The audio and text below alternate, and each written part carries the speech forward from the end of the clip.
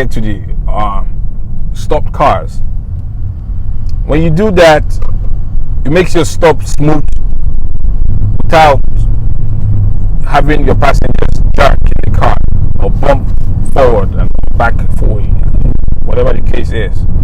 The easiest way to do that is for you to keep your eyes on the brake light of the car in front of you. When you see the car hit the brake light, it's a sign that you're about to stop, get ready to stop. Like I'm doing right now, I'm slowing down. So there's no way I'm going to make a hard stop because I already seen this brake light from on time, from when I was at the back over there. And it's spacing too. You get points or you get errors for the proper spacing or the inappropriate spacing. So the right way or the proper space to give is stay as close as possible, but make sure you can see the tires. As you can see, the car in front of me, I can see the tires, the back tires. That's how you know you're giving you're using up the appropriate space, or you're yielding to the appropriate space. That's very important. Another important point to note: spacing. So at the green light, when the light turns green, do not hesitate. It's your right of way. Just go. As long as the light is green and you're going straight, do not hesitate or try to, especially when you see cars trying to make a left turn from the opposite traffic. It's your right of way. Some of them are going to try to jump in front of you, but remember, it's your right of way. Just go. Most you can do if you see them do is honk at them, but do not stop. Here, I'm going to make a left at the light. I'm going to look over my left shoulder, again and again. I like to advise people to exaggerate this. If you're looking over your shoulder, just exaggerate it, dramatize it. When I say dramatize it, I mean, turn your neck, make sure you do it several times, make sure they are really looking. So because sometimes the examiners are on their paper scoring you, busy scoring you, they don't see you. And if they don't see you, it doesn't matter what it doesn't matter if that's why it doesn't matter if you did it or not. That's why I tell people, look over your shoulders, dramatize it, exaggerate it. Now here, if you're the first car at this light and you have oncoming traffic and the light is green, if you are the first car, what you do is pull into the intersection, wait for the cars over there to stop and proceed. When you are approaching the green light, I'm going to show you that again in case you missed it. When you are approaching the green light, when you are at the intersection, and the light turns green, remember you have to yield to traffic coming from the opposite side. Like right here, I'm going to show you what I'm talking about. So I'm going to make a left turn here. So because I have traffic coming towards me, it's their right of way, I have to yield to them. So because it's green, California law permits you to go into the intersection and wait.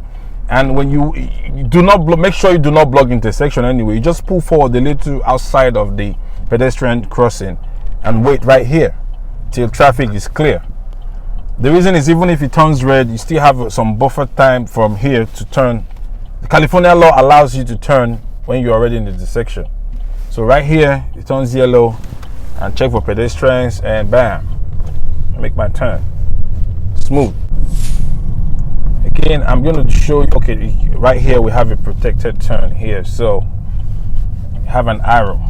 The arrow, when the light is red or green with an arrow pointing, it means you cannot turn. If it's a red arrow, you cannot turn left. If it's a green arrow, it means it's a protected turn. And a protected turn is the best thing that can happen to you while you're driving.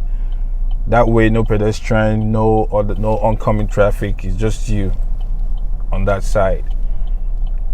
But usually a short-lived turn.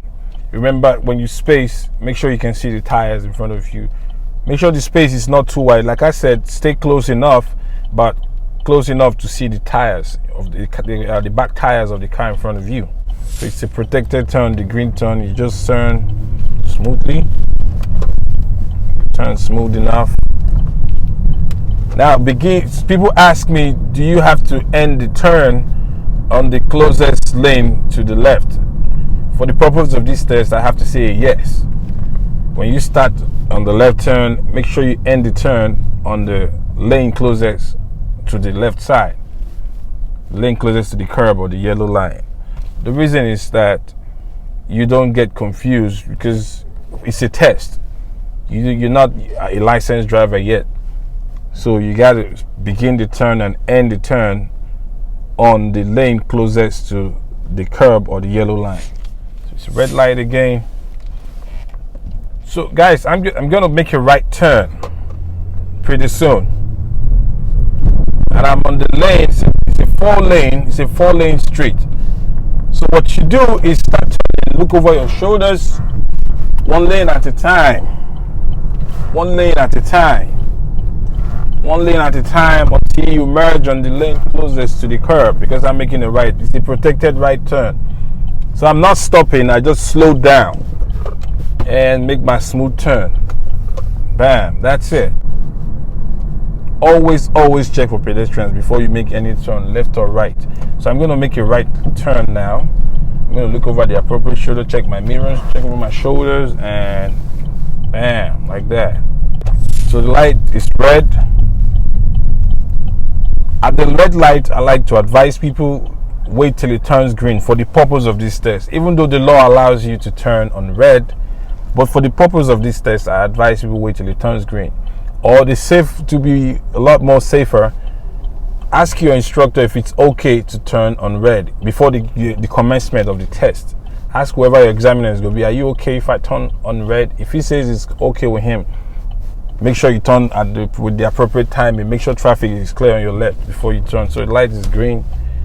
It's to err on the side of caution. Just wait till it turns green. So start the turn and end on the appropriate lane on the right. Do not make your turn too wide or too short. If it's too wide, you're going to jump into the next lane. If it's too short, you're going to hit the curb. So here it's a 40 residential area, but sometimes in between, like right here, sometimes in between, like here, you see school speed limit sign saying 25. So slow down when you see that sign, because it means there's a school around and there are school kids around. So you slow down and